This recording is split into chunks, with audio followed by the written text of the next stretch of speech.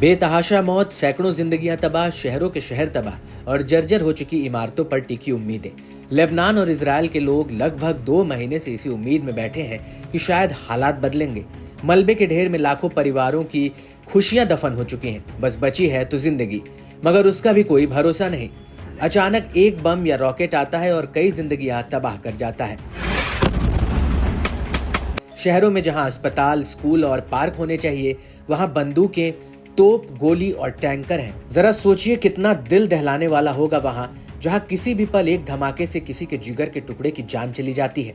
जो बच्चा कुछ देर पहले मुसीबत के मंजर में भी खुशी ढूंढ रहा था, वो दर्द से तड़पते हुए हाथों में ही दम तोड़ देता है। किसी की पत्नी मरती है तो किसी परिवार का पोषण करने वाला शख्स ही मारा जाता है। ऐसे तबाही का मंजर जिसके कल्पना भर से रूह कांप जाती है। खैर, इन सभी के बीच एक ऐसी खबर सामने आई है जिसने दोनों मुल्कों के लोगों को बड़ी राहत दी है। जी हां, इजरायल और हिजबुल्लाह के बीच संघर्ष विराम का ऐलान हो चुका है। जल्द ही इजरायली सैनिक लेबनान से लौट जाएंगे। 30 सितंबर से इजरायली सेना ने लेबनान में जमीनी हमले की शुरुआत की थी और करीब 2 महीने बाद संघर्ष विराम समझौता कर लिया गया है।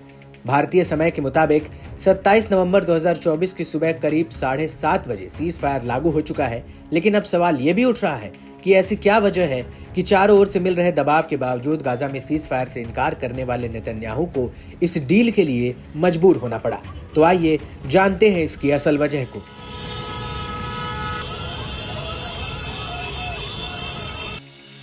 पहली वजह, ईरान के हमले का खतरा। इजरायल और हिजबुल्लाह के बीच सीज फायर डील में एक अहम वजह ईरान है। पहले ईरान इजरायल के साथ सीधी जंग में कतराता था, लेकिन प्रॉक्सी गुटों के जरिए मुश्किलें पैदा करता था। इस साल अप्रैल से लेकर अक्टूबर तक दोनों देश एक दूसरे पर कई बार अटैक कर चुके हैं, लेकिन ईरान एक बार फिर इजरायल पर हमले की तैयारी कर रहा है। ईरान ने साफ धमकी दी है कि यह हमला पहले के हमलों से अधिक घातक होगा। आशंका है कि अगर ईरान इजरायल पर हमला करेगा तो फुल फ्लेजेड वॉर शुरू हो सकती है।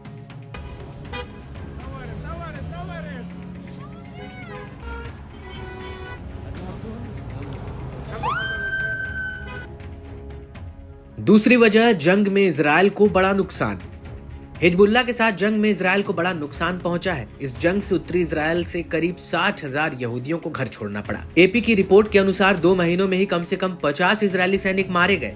वहीं नॉर्थ इजरायल में हिजबुल्लाह के हमलों में 40 नागरिकों समेत 70 लोग मारे जा चुके हैं। हिजबुल्लाह ने इजरायल के मिसाइल डिफेंस सिस्टम को काफी कमजोर कर दिया है। ऐसे में इजरायल के लिए लंबे समय तक उसके हमले को झेलना मुश्किल हो रहा था। $273 मिलियन की संपत्ति का नुकसान हुआ है। इजरायल के 55,000 एकड़ का क्षेत्र हिजबुल्लाह के हमलों में जलकर खाक हो गया है।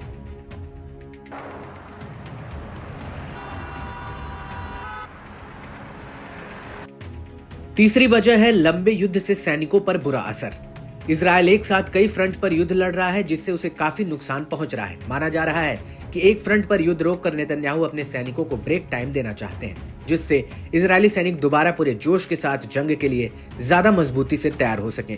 एक रिपोर्ट के मुताबिक सैनिक और अधिकारी युद्ध की मानसिक थकान की भी शिकायत कर रहे हैं। रिपोर्ट्स के मुताबिक कई सैनिक तो post traumatic stress disorder PTSD से भी जूझ रहे हैं। CNN ने अपनी रिपोर्ट में दावा किया था कि 130 से ज्यादा रिजर्व सैनिकों ने नेतन्याहू को पत्र लिखे हैं। इस पत्र में सैनिकों ने साफ कर दिया था कि वो गाजा में सीज फायर डील होने तक आर्मी में सेवा नहीं देंगे।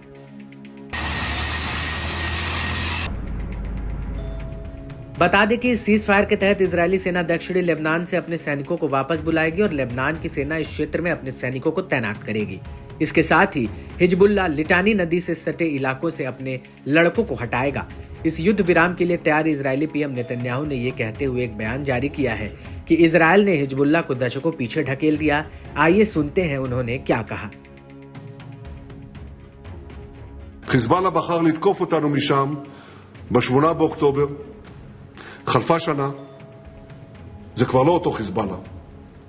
החזרנו אותו עשרות שנים אחורה. חיסלנו את נסראללה, זה הציר של הציר. חיסלנו את כל בכירי הארגון.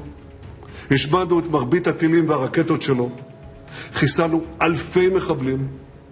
והשמדנו את תשתיות התת-קרקע והטרור שסמוכות לגבולנו, תשתיות שנבנו במשך שנים. תקפנו מטרות אסטרטגיות בכל רחבי לבנון, והפלנו עשרות רבות של מגדלי הטרור בדחיה. האדמה בביירות רועדת. אזרחי ישראל, רק לפני 3 חודשים כל זה היה נשמע מדע בדיוני, אבל זה לא מדע בדיוני.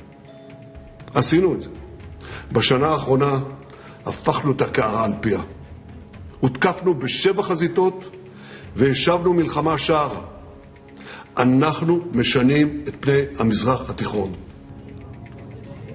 नेतन्याहू की बातों से अब साफ है कि युद्ध विराम का समय इस बात पर निर्भर करता है कि लेबनान में क्या होता है। अगर हिजबुल्लाह समझौते को नहीं मानता है तो इजराइल की ओर से फिर से हमला हो सकता है, या हिजबुल्लाह फिर से इजरायली सीमा के पास अपनी गतिविधियां जारी करने की कोशिश करता है तो हमला हो सकता है।